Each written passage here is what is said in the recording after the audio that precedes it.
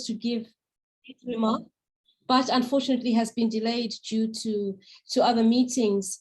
So, honorable colleagues, it is such a pleasure to be part of this conversation. I know that we enjoy our protocol, but as we have been allotted just 5 minutes and there's so much to discuss, please allow me just to make a few remarks on behalf of His Excellency the Secretary General, the Chief of Staff, and indeed the Secretariat more generally. It is a pleasure to address you in this side event on the occasion of the UNDP 9th Ministerial Conference on Least Developed Countries. This is a side event on accelerating emergency efficacy product and service markets within the AfCFTA. I want first to appreciate the organizers for honoring the AfCFTA by making it the focus of this event. As we are all aware, and I'm sorry to say that many of us will have personally experienced, the pandemic has destroyed family, has torn our social fabrics, and destroyed our economies, and especially our export potential. So it is good to see the positive impact of the AfCFTA being recognized by an organization like UNIDO and its partners. I think it's clear, because of the nature of this event, that of the potential 55 AfCFTA members, 28 or more than half are LDCs. And as reflected in the principle of variable geometry, on which the modalities of negotiating the AfCFTA agreement was based, inclusivity has, as a matter of imperative, to be at the heart of the AfCFTA. It is only when we can share prosperity that we can all prosper. So the AfCFTA was agreed in the full understanding of the stakes against African countries in global trade. And those stakes are sobering. So the continent of Africa contributes just 3% to world trade. And in contrast, Singapore, a wonderful, wonderful country, which moved just a short space ago from being essentially a fishing enclave to being a global powerhouse, contributes 6%. So Singapore contributes twice what the whole continent of Africa contributes to world trade. And before you get too despondent, there are reasons for this. There are reasons for this. And one of the primary reasons that I want to address here, one of the primary reasons is the reliance on external preferences. And as you know, external preferences are not rights. They're not legally guaranteed in the law of the WTO. They are gifts, right? And as such, reliance on preferences, on preferential schemes, and especially where those preferences favor raw materials that allow others to then industrialize and export back to Africa what we have sent as raw materials. This is inimical to the future prosperity of Africa. I don't think I'm the only child who grew up loving Tate and Lyle golden syrup, which is a very tasty product that you put on porridge, you put on toast, and so on. And it was only later, when I came to understand the intricacies of the sugar industry, that I realized that the Tate and Lyle I was enjoying was grown in Chirezi, in Zimbabwe, where I'm from. So this notion that African exporters send raw materials abroad, get preferences, and then the products are manufactured and exported back to Africa. We have to address this. And there's only one way to address it. And that is the promise of the AfCFTA, looking not just at trade, but at industrialization. This has been, if I may call it that, the missing bridge or the missing link that we've been aching for, if I can even use a very strong term. How do we make trade competitive, and how do we increase the amount of trade, not just globally beyond the 3%, but also within the continent itself? I will leave you with just one statistic that I wake up with every day, and it inspires me. Intra-European trade is about 59% of trade in Europe. Intra-ASEAN trade is about 69%, so almost 70%.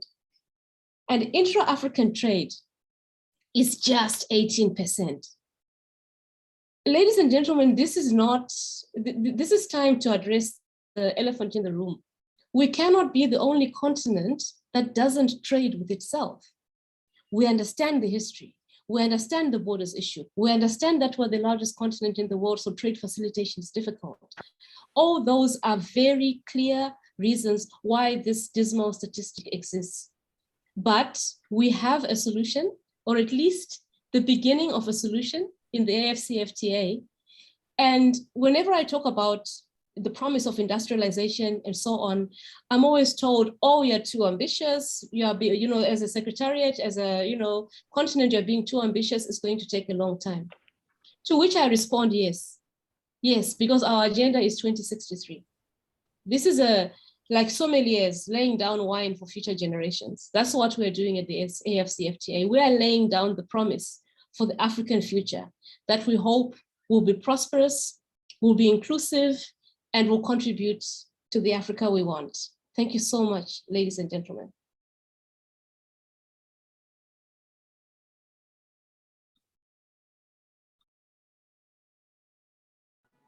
Thank you so much, Mr. Patina, for this passionate and very informative in terms of information and statistics speech. I would move directly to Mr. Basaho, the Acting Executive Director of the ECOWAS Center of Renewable Energy and Energy Efficiency. Mr. Bah will provide an overview on the sustainable energy investment and business opportunities within the economic community of Western states, and he will highlight the importance of setting harmonized regional policies, regulations, standards to create economies of scale and accelerate the uptake of common renewable energy and energy efficiency products and services in the market. Mr. Bah served previously as the Principal Program Officer for Renewable Energy, and under his leadership, the ECOWAS Renewable Energy Program achieved significant results, including the adoption of the landmark ECOWAS Renewable Energy and Bioenergy policies, which seek to advance the uptake of sustainable energy technologies and services for improving energy access. Mr. Bah, the floor is yours. Yeah, thank you very much, Asaf. Thank you very much, colleagues, and a very warm welcome to you from the ECOWAS region. First of all, thank you for the introduction. Let me first of all take you through what ECRI is, maybe in a minute or two, on what we are doing. We have been established, to promote the development of sustainable energy markets in the ECOWAS region.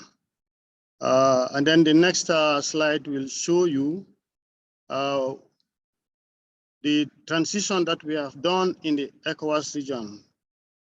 The next slide will show you our transition phases, of incorporating energy access in the ECOWAS region, where we started, from the ECOWAS Energy Protocol to the development of the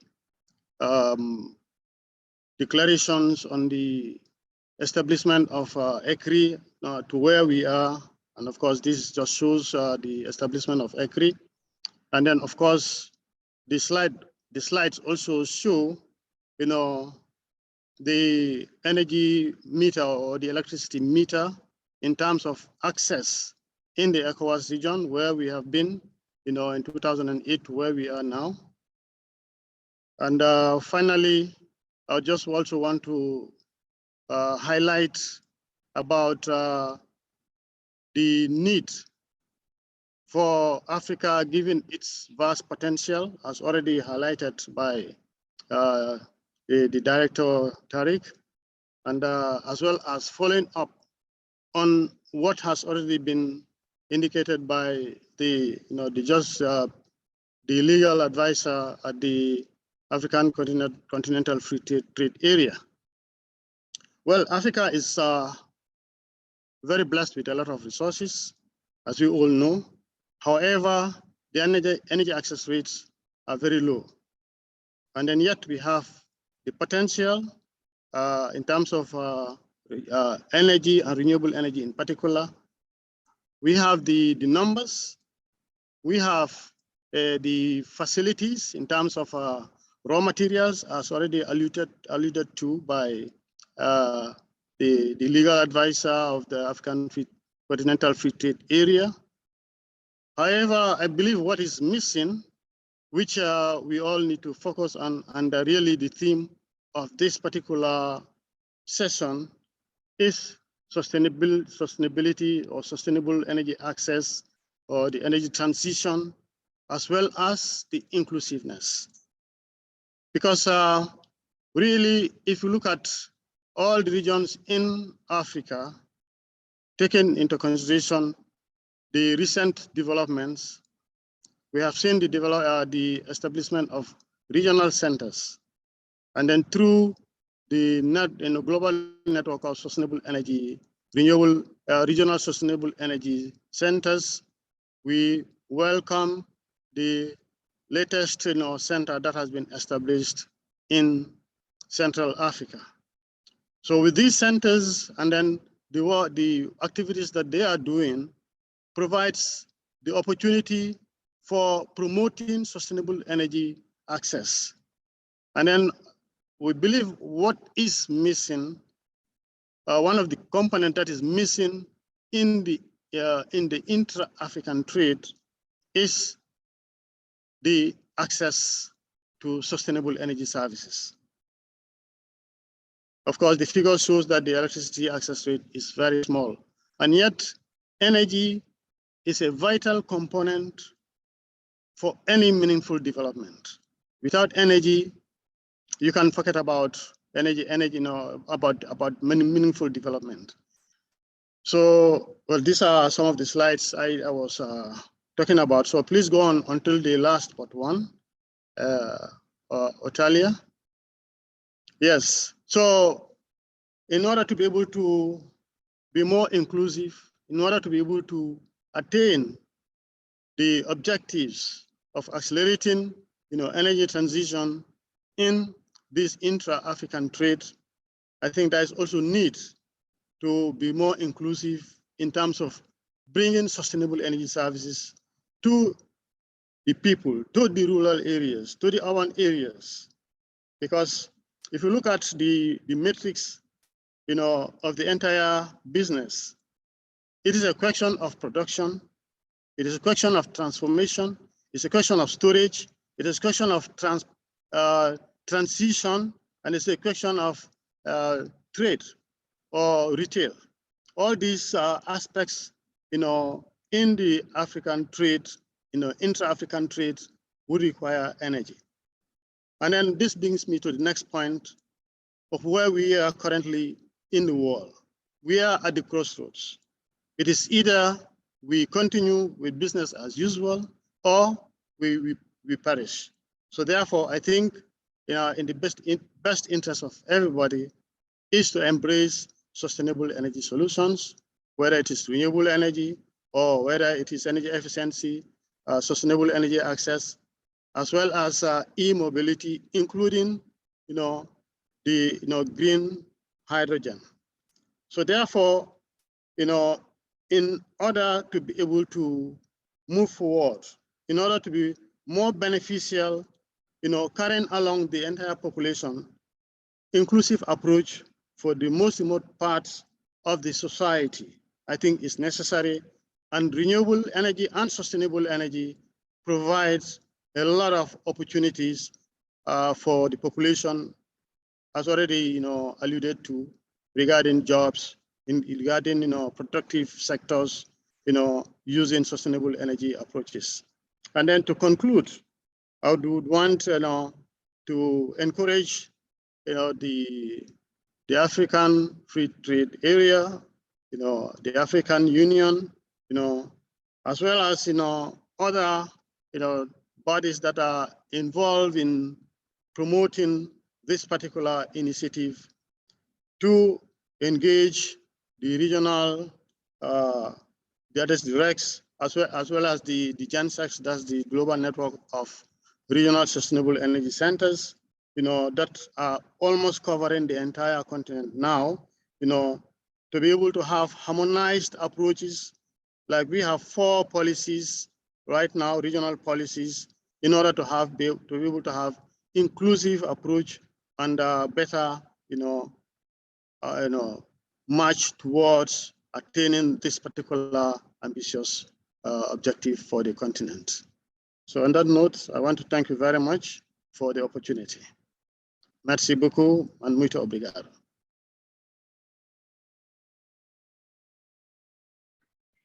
Thanks a lot, Mr. Ba, for this very inspiring keynote. And now I would like to move to the panel discussion. Please allow me to welcome our panelists. First with Mr. Johan Vandenberg, the head of Secretariat of the Africa-EU Energy Partnership. Mr. Brian Isbrea, the Commissioner for Renewable Energy in Uganda. Ms. Jessica Magenson, Senior Advisor, Power Africa, Swedish International Development Cooperation Agency, SIDA.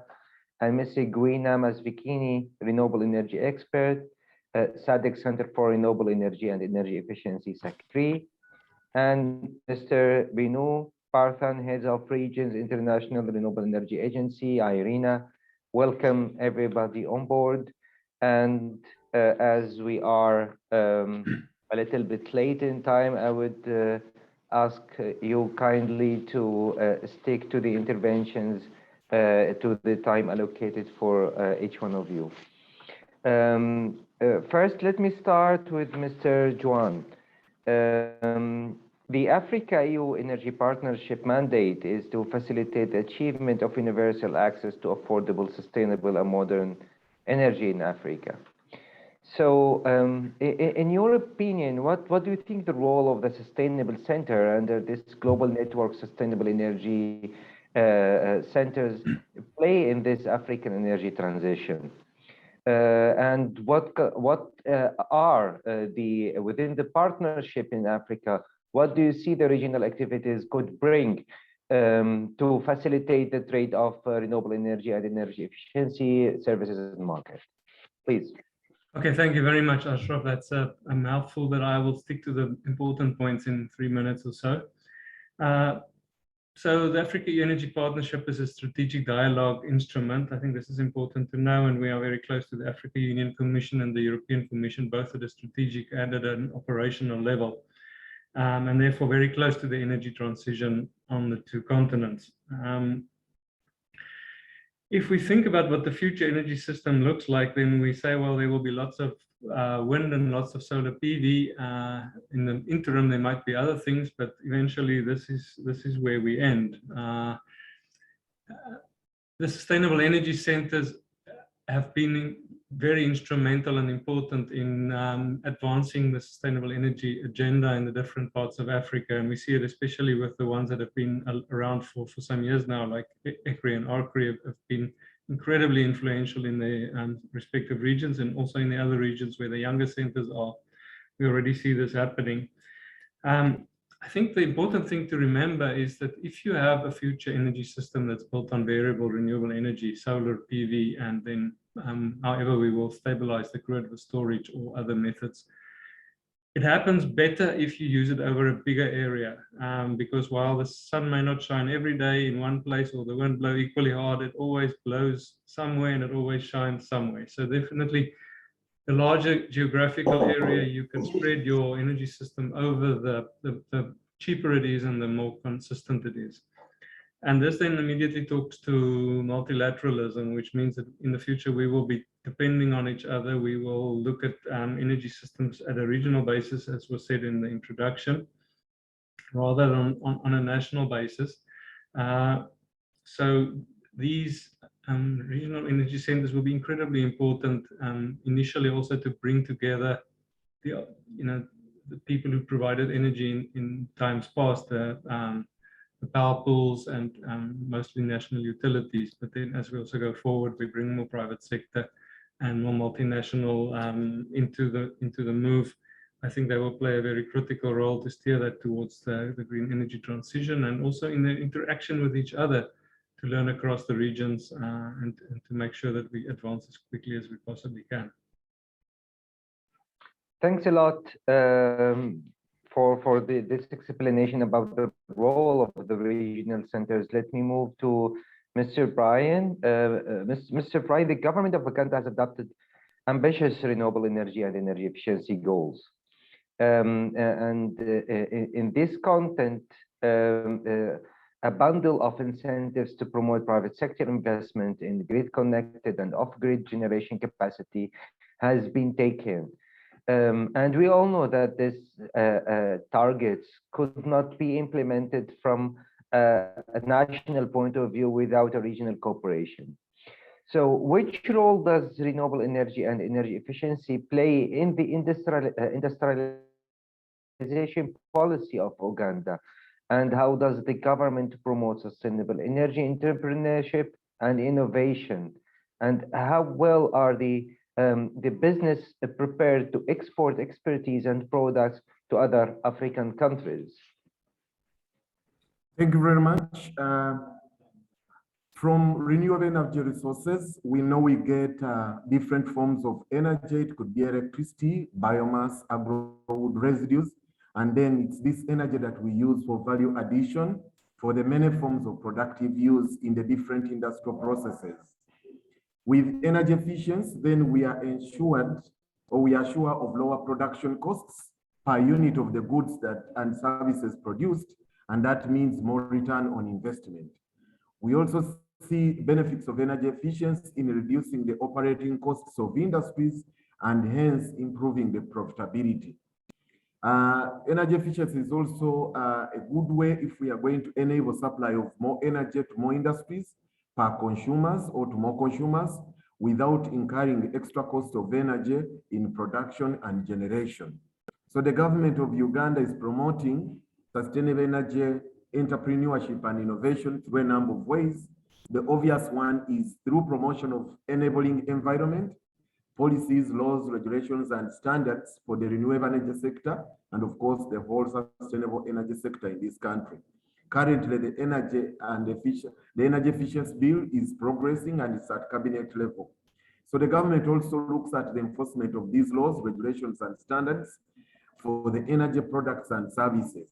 The government creates awareness about the efficacy of the sustainable energy products and services and trains the stakeholders across the sector in the different capacity gaps that they would have.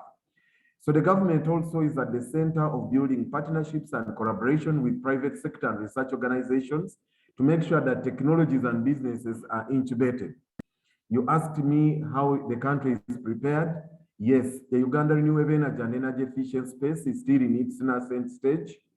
The energy efficiency and conservation bill, as I've already mentioned, is still underway, under development. So we are thinking as a country to invest resources in minimum energy performance standards, which will need to have the policy in place. And then at that stage of harmonization within the regional bloc, COMESA, that should be handy for us to engage in the market. So there is still need for capacity building for us to export expertise and the products to other African countries in the region. And you also wanted me to speak about the benefits that we see within this. We think if we have those standards, then we can engage within the market, within the region and benefit. I thank you. Thanks a lot, Mr. Brian. Let me please move to Jessica. Actually, SIDA has supported a lot of regional activities in the whole world, not only in Africa. Where do you see the opportunities for trade facilitation and local manufacturing of such products related to renewable and efficiency services and markets through harmonized policy and regulatory frameworks. We all know that the trade policies are not related to energy policies somehow. So we have two let's say segments to work with in order to facilitate trade for the energy services and markets. How do you see the opportunities for this facilitation? Oh, thank you very much. I will try to give you some answers and start by saying that the region that we are discussing are facing the similar energy issues, including, has been said before today, low access to electricity across all sectors, and also dependent on fossil fuel, but also in the transmission system you have distribution losses. And if you look at Agenda 2030, to assure access to affordable, reliable, sustainable, and modern energy for all, we believe that increased efficiency in the use of electricity is central to achieve the region's energy security and sustainable development objectives. And by promoting market-based adoption of energy efficient lightings and appliances, as in the ELA project, this will be one thing among others to result in the efficient use of electricity through adopting best available and appropriate technologies to provide quality lighting, for example, services in both in on and off-grid areas. So with ELA, who sets the harmonized regulatory framework in the continent, we create long-term conditions for investment. At least that is the idea. And then I believe when you're knowing about the market demand, it will also be easier to unlock capital and for local manufacturers to dare to invest and get investment to develop local companies in this sector. And by providing businesses this opportunity to develop green technologies, goods and services according to the standards, we also can build an intra-African value chain that minimize the content's dependency as it is today to import these green technologies, goods and services from outside the continent. And I believe that this also will promote the intra-trade. And this can also include, to take a more holistic view, it can also include aftermarket, the maintenance and the recycling also in the e-waste sector. Thank you. Thanks a lot for this clarification. And I think the way forward will be, let's say, not so easy. So a lot of efforts needed to be put, and some of these efforts will be under the responsibility of the regional centers. And according to this, please allow me to move to Mr. Guina. Mr. Guina, now we have this free trade area agreement, and this is supposed to contribute to make the transition towards renewable and energy efficiency as a new deal for Africa easier.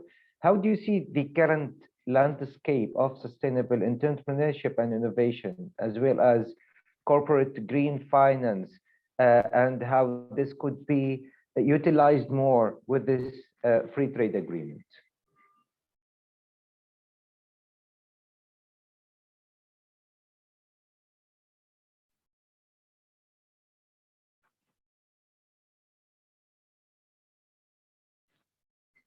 Yeah, Ms. Ogenia.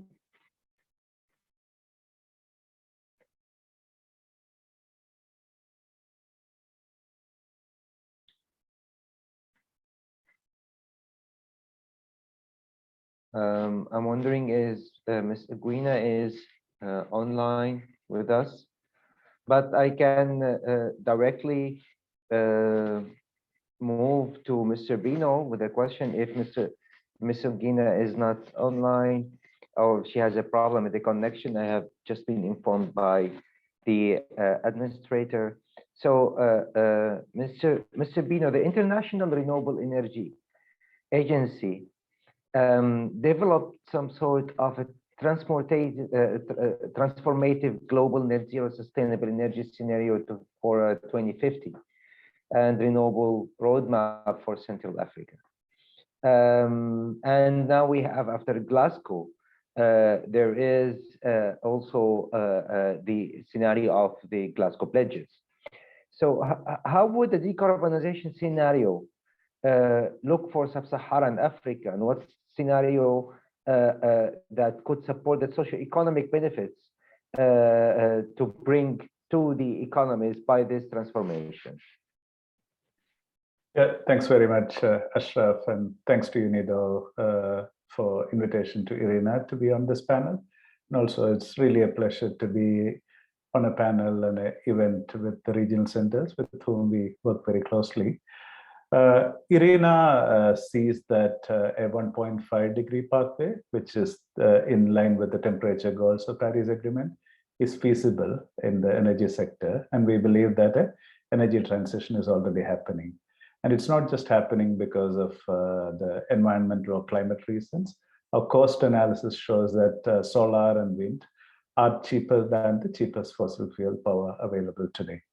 And what we also find is that about 800 gigawatts of currently operating fossil power, particularly coal, actually cost more to keep on operating rather than new renewable power. So the transition is happening for very economic reasons. And Africa has this benefit that the continent has significant renewable energy resources, which are locally available and plentiful, that can be harnessed for this transition. And it is already happening in a number of countries. We also find that there are significant economic and socioeconomic benefits as a result of this energy transition. One is that we do see that the economic growth actually increases by about 2.4%. And in if you look at Africa as a continent, we also believe that the global trend of electrification of end users, buildings, industry, but particularly the transport, meaning that most of the transport in 2050 will actually be electrified. And considering this electrification of end users, 90% of that electricity will also come from renewable energy. So Africa as a continent has this opportunity to, in some sense, leapfrog towards an electrification, leaving behind some other more mechanical devices which have powered our power systems in the past. And what that impact would be a higher level of economic growth. And secondly, some of the speakers did talk about jobs and the level of jobs at about 300,000 or so in Africa. What we see is that the direct jobs will actually grow to 2 million or so in this scenario. So one thing which we are all very conscious and aware of is the fact that Africa's youth need jobs, and renewable energy or energy transition powered by renewables could actually be an opportunity for jobs which are local in operating and servicing renewable energy systems, etc. Another thing which our jobs report recently found is also that the level of employment potential for women in renewable energy systems or the sector is actually 50% more than the conventional power options, energy options. So what this means is that we're also in line with leaving no one behind or social inclusion aspects, so that renewable energy powered energy transition provides for more local jobs for women as well. So what we see is that Africa will also follow the global trend of electrification of end users and a renewable energy transition powered by electricity, mainly powered by renewable energy sources. There will be a role for certain carriers like green hydrogen, etc., in different parts of Africa, and also some power-to-X technologies. But the overwhelming benefit will be very much socioeconomic. There will be significant economic growth. There will also be job growth, which is likely to be inclusive and will benefit the African youth and women. So we see a very positive outlook for decarbonization in Africa, and this is already starting in a number of countries and regions in Africa as well. Thank you. Thanks a lot, Mr. Kiamp, I was informed that Ms. Gina is now online, and I will repeat the question. Ms. Gina, after the intervention from the International Renewable Energy Agency showing that achieving the targets of the net zero carbon in Africa is possible, so how do you believe this free trade area will contribute to make the transition towards more harmonized sustainable energy community at the region more feasible? And what is the current landscape for sustainable energy entrepreneurship and innovation that could support this transformation?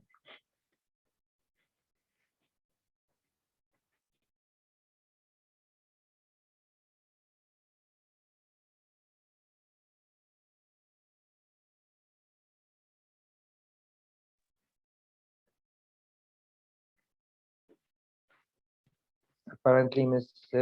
Gina still have the same problem. Hello? So, yeah.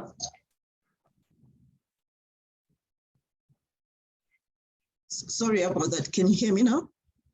Yeah, we can hear you. So, did you hear the question?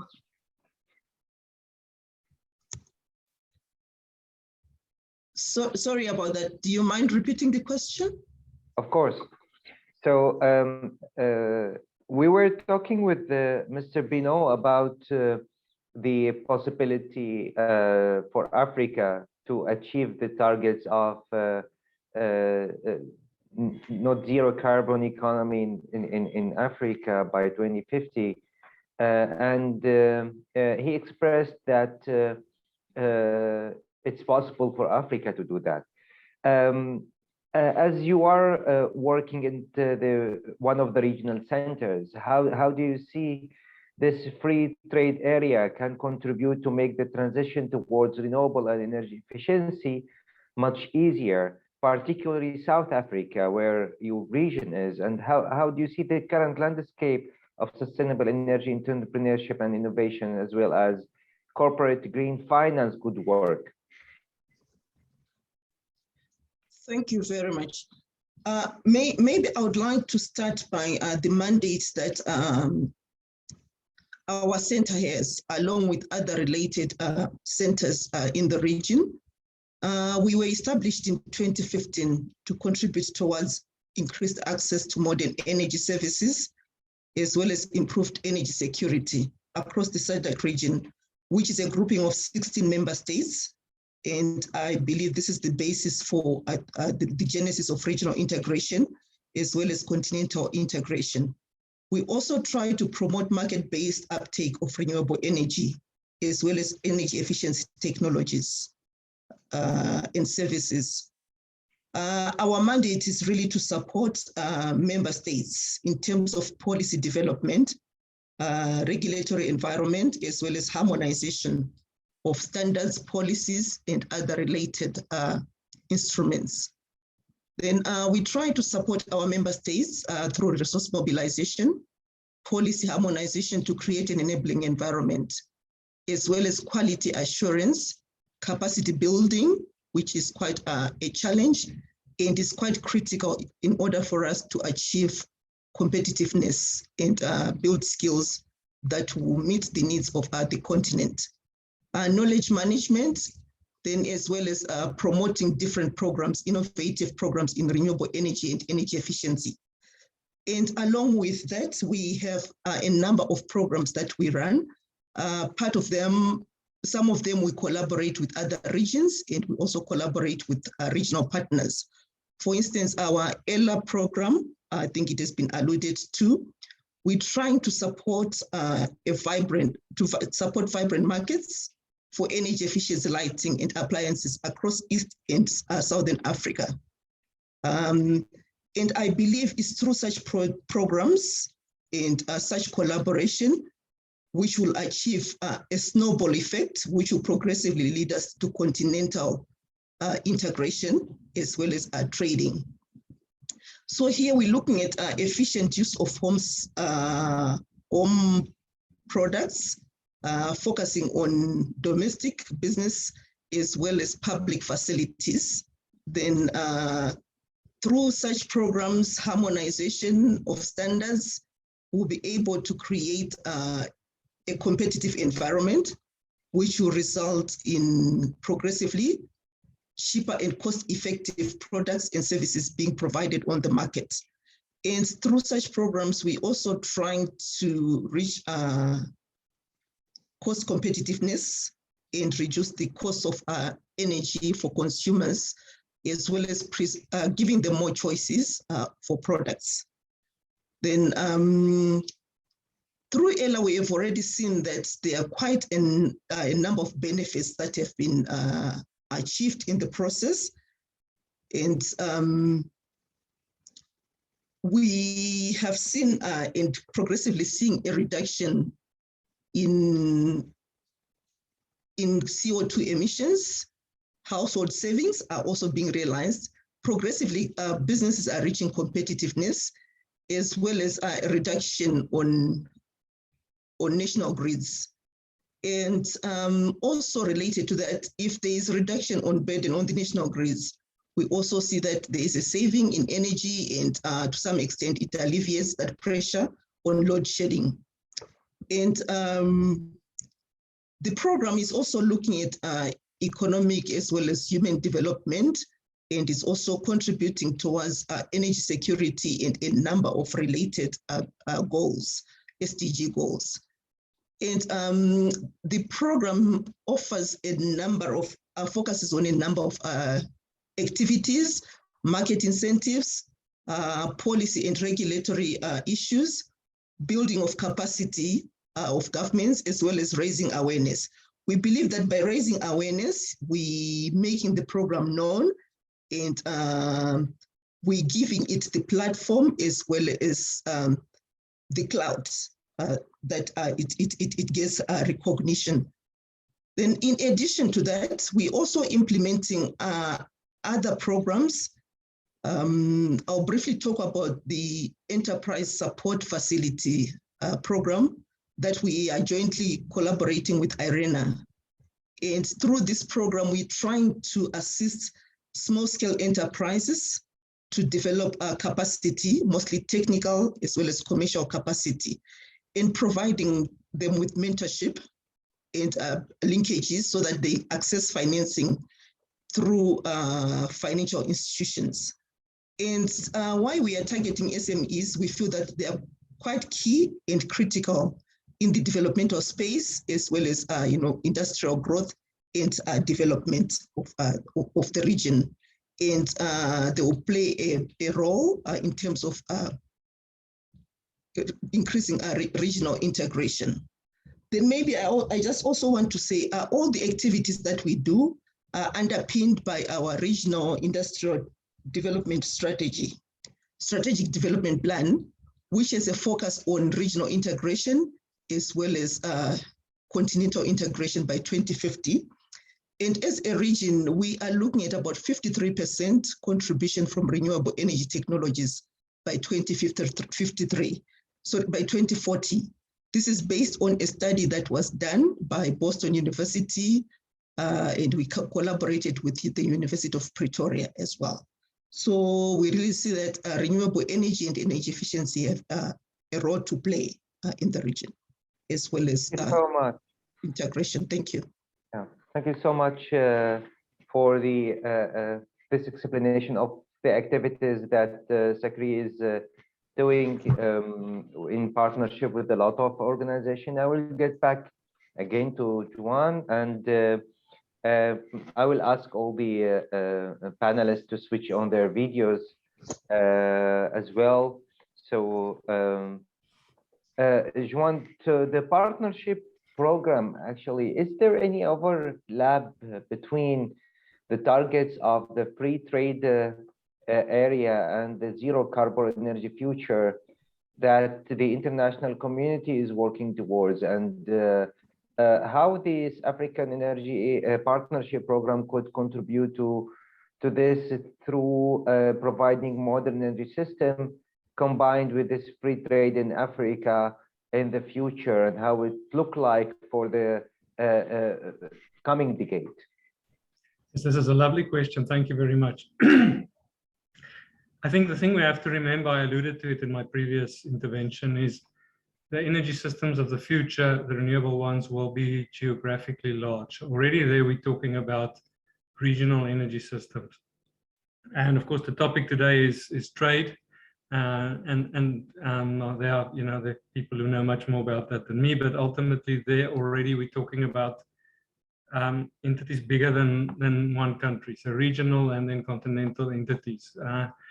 So there's already an overlap there philosophically, in the sense that the multilateral or the regional approach, both in terms of renewable energy and trade, are very aligned and synergistic in that way. And I will use just one example from my own experience working in the wind industry in South Africa, where it really boomed after the years 2011. And there were localization studies done both by the wind industry and the solar industry in South Africa. And it was remarkable to see, well, firstly, what level of local content could be achieved in a big country like South Africa, but how much bigger that potential became the moment you looked at it regionally. Now, remember, not every country can export every component and every wind turbine and every solar panel. But if we plan these things at a regional level, and then the market becomes much bigger, it can sustain local manufacturing much quicker and at a much higher level. And if the collaboration from the beginning is good, then there's also a sensible distribution about who makes what and who exports what component and who imports what component. And that ultimately comes back to the coordination role that the regional economic communities play in Africa. So I would say that these things are very aligned. The goals of free trade and the goals of renewable energy actually ask us to go in the same direction. Yeah, thanks a lot. And now I will get back to Brian, and here from the perspective of Uganda. So what are the benefits you are expecting from this trade agreement with regard to the promotion of common markets for sustainable energy products and services made from Africa, for Africans initiatives? So is there any expectations that you can stress on and guide these regional initiatives from a national perspective? Thank you very much.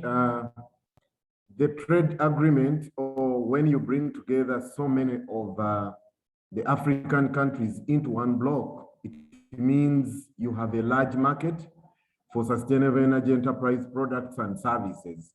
So instead of targeting the 44 million Ugandans, for example, you're targeting a whole region. And such markets then offer opportunities for most of the actors within that space. So we see more business and investment opportunities in sustainable energy enterprises, products and services, because everyone would want to come and work in a market that is united with harmonized standards and levels of competition. So what we see is an opportunity for many companies, international companies, relocating some of their businesses to come and produce locally here in the region and in Uganda in particular, which then will translate into cheaper products and more uptake of sustainable energy products. That's one thing that we see. And once that happens, then as a country, we think we'll have stimulated the economy, we'll have better livelihoods from our people because there will be more jobs here instead of exporting jobs by importing most of the products that we have. And we will make sure that we'll have better businesses and industries will recover. So basically what we see is an opportunity for us to have a harmonized market where everyone can trade beyond the current boundaries. And there is a lot of learning from other actors because you are now in a bigger market where standards could be high and we see a more vibrant economy. And that's why as a country, we would be keen to support regional initiatives that bring us to trade beyond our current boundaries. Thank you. Thanks a lot. Thanks a lot. It really explains the national concerns that needed to be taken into consideration. I will move back to Jessica. Jessica, do you think this free trade area will make enabling environment for the private sector in Africa to upscale the investment.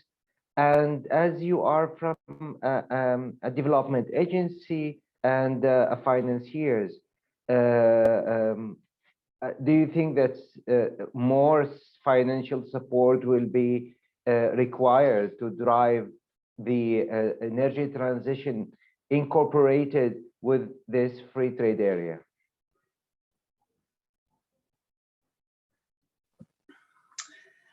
Thank you. Yes, I'm not an expert in this free trade agreement, but in a general perspective to start with, I believe that the first challenge will be to have it implemented. And when it's implemented, I believe it can create conditions for increased investments over time to secure the long-term. Yes. But then related to this agreement and what it can bring for accelerating energy efficiency and also to reach the poorest people, of course, that's the focus of CETA. And what, if I have understood it right, it do covers trade in goods and services and investments. So it's also cover renewable energy goods and services. However, in this sector, the environmental sustainability is very important and also a key component in the Africa agenda, the Africa we want.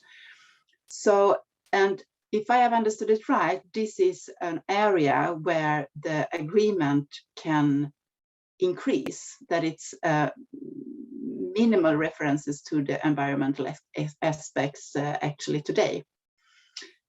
And so if this should support specific promotion of green goods, services and investments, I believe that this needs to be also included. And since it's not finalized yet, maybe this could be enhanced in the agreement.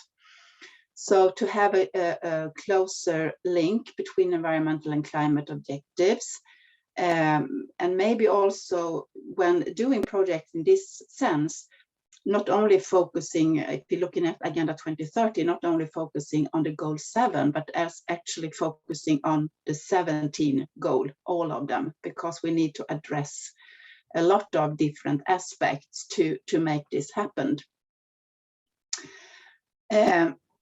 And to do this, it also needs to be removed trade barriers for environmental goods and services, and also maybe to strengthen the control of import of environmental harmful products that actually exist.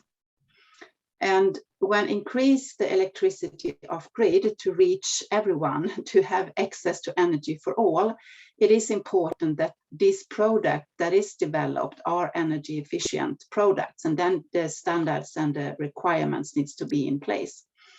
And then I believe that we can create job opportunities based on local value change and support the off-grid sector also. But it also needs to come with business model, including circular economy, the waste management in the e-waste sector, and also secure long-term conditions to make the products affordable for everyone. I believe this is a very important part. Okay, thanks a lot, Jessica. I will now ask Gina about from your perspective. Do you see that the harmonization of standardization among the SACRI region is doable? So all the countries can agree on a harmonized standards and harmonized policies in terms of both trade and energy perspective? Yes, I would like to say yes, because we see already from the initiatives that are happening through ILA, we already seeing some traction that is being gained there, and there is acceptance both at political and national level. So I would like to say that yes, it's achievable, However, we still have some barriers that we need to address. Things like capacity building, that is very important, building knowledge products, changing people's mindsets, is I think one panelist alluded to. The fact that we tend to think that something that is from Europe or from somewhere outside Africa is a better product than our own. So it's really an issue of creating awareness and changing people's perceptions and mindsets, as well as working through our own governments to try and promote such initiatives. For instance, working through like our power pools and integrating whatever work that we are doing through them. For instance, I think things like savings, energy savings that arise from efficient use of products and appliances is something that has to be integrated in like regional master plans, as well as form part of the investment initiatives. Then I think also through private sector development, private sector participation is quite key in us achieving these initiatives, as well as contributing to integration. Thank you. Thanks a lot. Thanks a lot. So the last intervention of this panel from my questions is to Bino. IRENA is working at a sub-regional level with many continents, and we all know about this African Energy Corridor. So do you think the achievements that could be done by these initiatives could somehow be a success factor for trade facilitation and using this trade area as a tool to facilitate also the IRENA initiatives in Africa? Yeah, thanks again. And yeah, definitely, because the clean energy corridors mean regional interconnections between countries. And what that essentially allows for is integration of very high shares of renewable energy. So every 15-degree longitudes to go east or west, then you save on almost 1 hour of electrical storage. So the more interconnections that you have across sub-regions and also continental, as you probably know, we are working with our DINEPAD on a continental master planning, and we're providing the modeling support for that. So if we think of a future Africa where countries and the electrical grids are interconnected, we will be able to integrate much more renewable energy into the regional grid. And what that means for free trade is that you will be able to trade electricity across borders, and you will create a common market. Now, while it's easy to say that, it needs a strong political will, and we have seen that in our experience with the African Clean Energy Corridor and the West African Clean Energy Corridor, where there was heads of states commitment. And we're also seeing that in Central Africa, where we do work with UNIDO as a partner, where our renewable energy roadmap is just a few months ago received head of state commitment. So clearly interconnected grids going across countries and regionally and probably connecting the whole continent will actually allow for creating a common electricity market and trade in electricity across countries, but also very importantly will allow us to integrate higher and higher shares of variable renewable energy sources like solar and wind. Certain parts of the continent, particularly Central Africa, you will find that there's a lot of hydro renewables in the energy mix. And increasingly with climate-induced variances in precipitations, etc., some of the reliability or the resilience of the hydro-based power plants are under question. They will continue to play a key role in Africa. So, but again, adding renewables like solar and wind provides that resilience to the system as well. So anyway, the point is that more renewables, interconnected grids, continental grids will mean Africa can leapfrog this energy transition, but also have trade in electricity across the countries and the region and create probably an African single electricity market, which is also something where African Union is working on. So the answer very much is yes. Yeah, thanks a lot. Actually, we still have 5 minutes, and if you allow me, I will take some questions or 2 questions specifically from the audiences who are very active actually in addressing question. One of them was addressed to also Irina directly. So the question, how can Irina work with AfCFTA on entrepreneurship support facility in the AfCFTA region, the East Africa region? Yeah, thanks very much. And yeah, we've had, as Eugenia mentioned, we are currently implementing in the Southern African region the entrepreneurship support facility. And having African enterprises led by Africans is important for the energy transition. And this is something that we have actually replicated from West Africa. So we're very keen to have this dialogue with AfCFTA on this. And so we do want to please reach out to us, and we can actually discuss how we can replicate a similar facility in East Africa. But we are also, I think Eugenia mentioned about this, about mentorship. We did realize that small and medium enterprises need mentorship from larger enterprises or experts in the region. And this is something we have actually done in Southern Africa.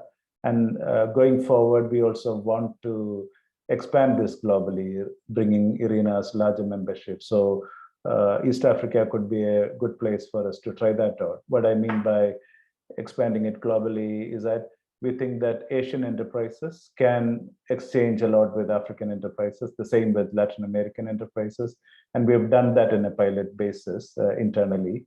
And it'll be interesting to see whether we can actually do this in East Africa. So please reach out to us, and let's discuss how best we can do this in East Africa. Thank you. Yeah, thanks a lot for giving the floor and the room for AfCFTA to contact you directly. Another question from Jose Jamal, and he's asking us how the problem of quality of renewable energy products at the regulation perspective could be solved. So maybe Brian can ask from or can answer from his perspective in Uganda. Yes, I can start. My colleagues can also chip in.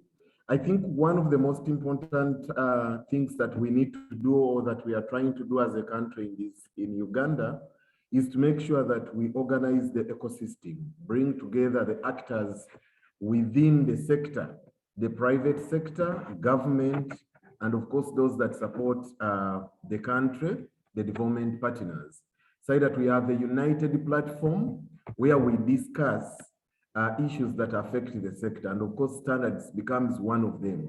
So basically what we are doing is to organize the private sector into one umbrella organization, so that government has an entry point to support these on some of those things, including compliance and standards.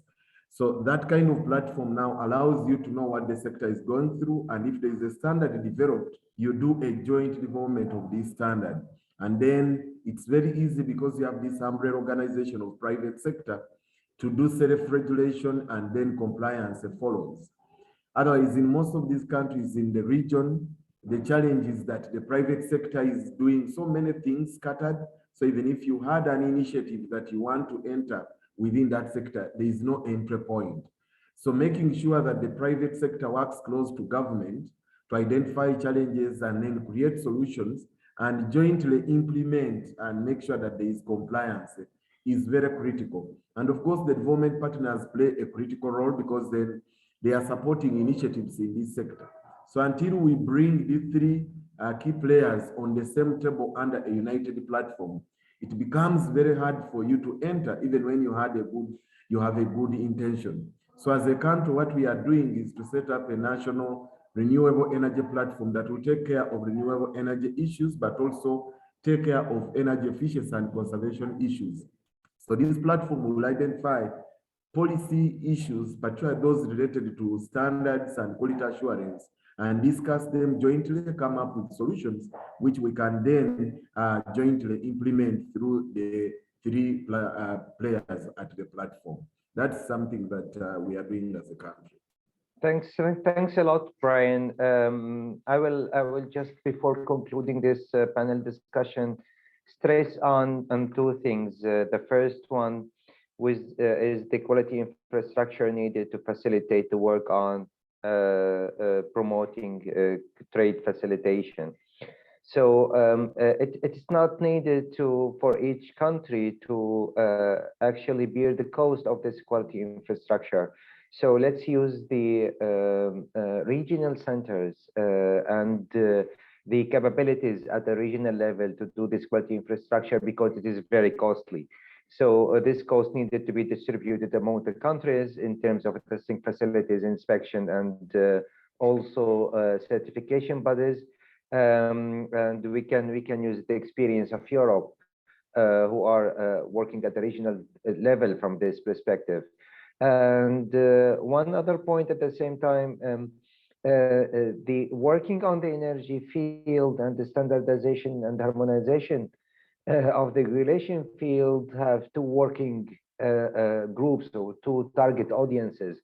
So we need to bring those people who are working on the quality issues and the standards issues to cooperate always with the energy community in order to develop this concept of quality infrastructure.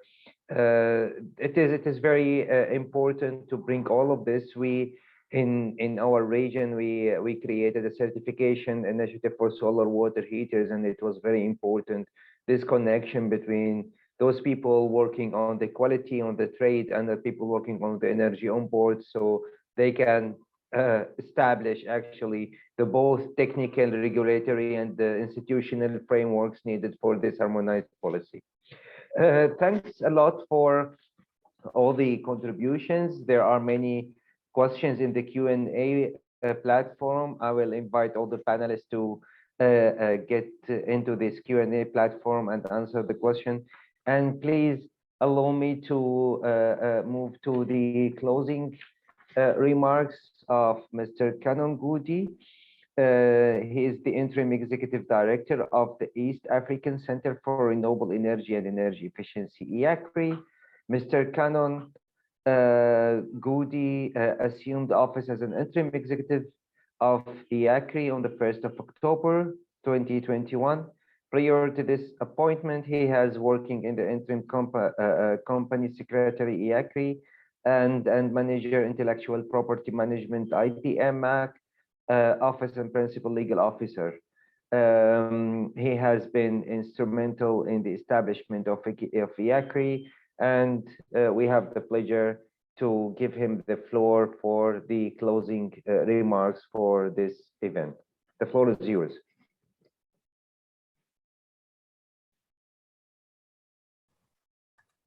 Hello, can you hear me? Yes, Can I be heard? Yes. Well, thank you very much, ladies and gentlemen, distinguished participants. It has been a great pleasure being together and listening to one another in this session that we have just concluded. It has been great learning all the things on renewable energy. Tonight's discussion and presentations have greatly broadened our insight in regard to renewable energy and energy efficiency, most especially in the African continent.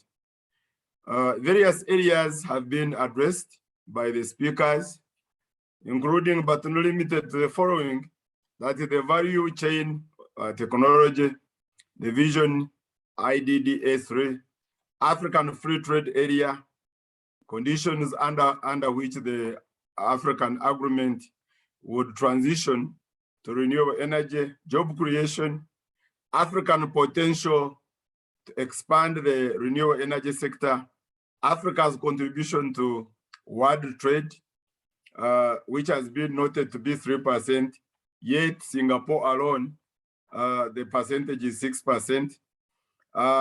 Over-reliance on external preferences. Things are produced in Africa and then taken outside for manufacturing, and then when they are brought back to Africa, we buy at a higher price. Africa being high endowed with a lot of renewable energy, but still with a very low renewable energy access. Various regional centers having been established to promote access to energy, to renewable energy in Africa, that we either embrace renewable energy or perish, because now that is the crossroad at which Africa, some of the African countries are, that we should have harmonized policies. It has been emphasized by almost all speakers, and standards on renewable energy in order to enhance renewable energy in Africa. They need also to depend on one another as renewable energy, as members or countries providing renewable energy, with energy efficiency being key in Africa, and standards and policies being also key in Africa. And also we have looked at more returns and promotion of the economic growth and development in Africa. We also have looked at the private sector, the partnership with private sector to promote renewable energy and energy efficiency. And we also said that the renewable energy still is in its development stage, especially on the African continent. And we also consider the Agenda 2030 experts on renewable energy to increase efficiency. And also we have also looked at renewable energy providing most jobs in Africa. Someone gave an example of actually by the end providing 2 million jobs. And also we have looked at the help in recycling of the e-waste. We have also seen that the 90% of renewable energy in Africa, of energy in Africa is from renewable energy, and job creation has been emphasized. And lastly, but not least, we have emphasized, or the speakers have emphasized, policy harmonization and standardization, and that renewable energy will build the capacity of governments in Africa and elsewhere, and it will establish a uniform standard or Q&A for renewable energy in Africa. On that note, ladies and gentlemen, brethren, I'd like to thank you wholeheartedly for your keenness and candid participation in this session. And I want to declare this session closed with a view, with a caution, with an urging that we should emphasize more on renewable energy and energy efficiency, whichever it takes for the African countries to actually embrace it and make sure that it works. In the name of the Father, Son, and the Holy Spirit, I thank you. Thanks a lot, Mr. Cannon. Thanks a lot for all the speakers of today and the participants. Now we will have a family photo before the closing of this session.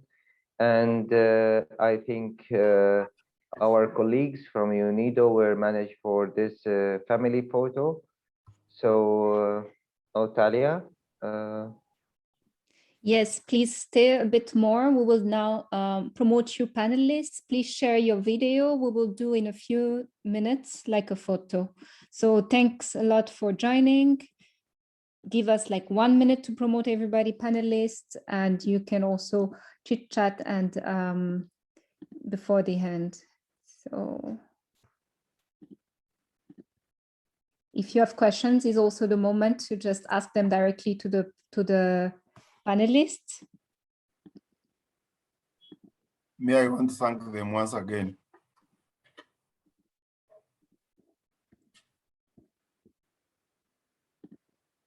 Perfect.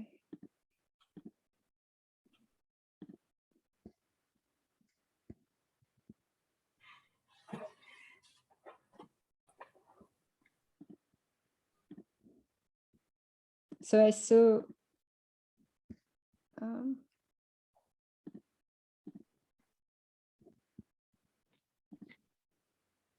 I would like to thank you all also for sticking to the time. We were so good in the time management of this session, so it is 1.5 hours sharp. We finished all the discussion and the presentation. Thanks a lot for all the speakers and the intervention and also the attendees. Some of the participants would love to hear more about this topic. So a lot of links have been shared in the chat room. So you can use these links to get more information about the trade area, free trade area initiative and everything, and also about the ELA project, the initiatives from different regional centers. And you can communicate with all of us directly for any more information, or to our colleagues from UNIDO as well.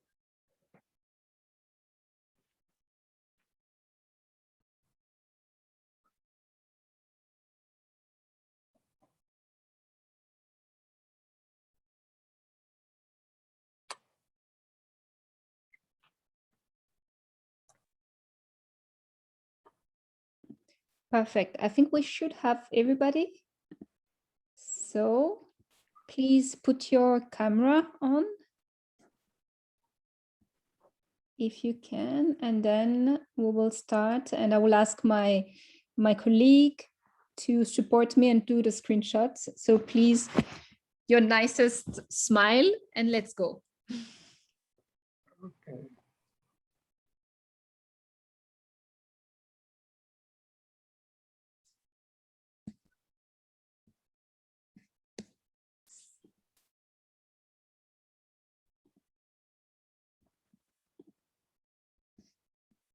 Okay, I think we have one photo.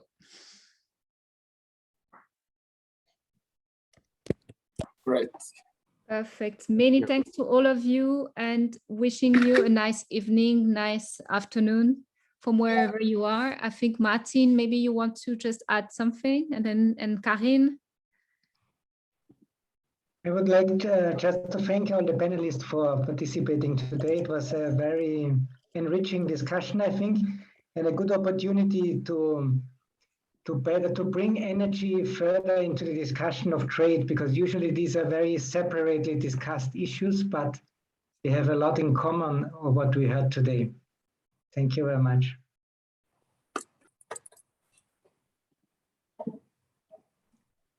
Thank you, and good evening.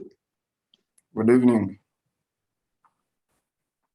Good evening, everybody. Have a nice evening, a nice night. Bye-bye. You too. Thank you. Yes, thank you so much. Bye. Bye-bye. Thank you. Thank you. Bye. Thank you.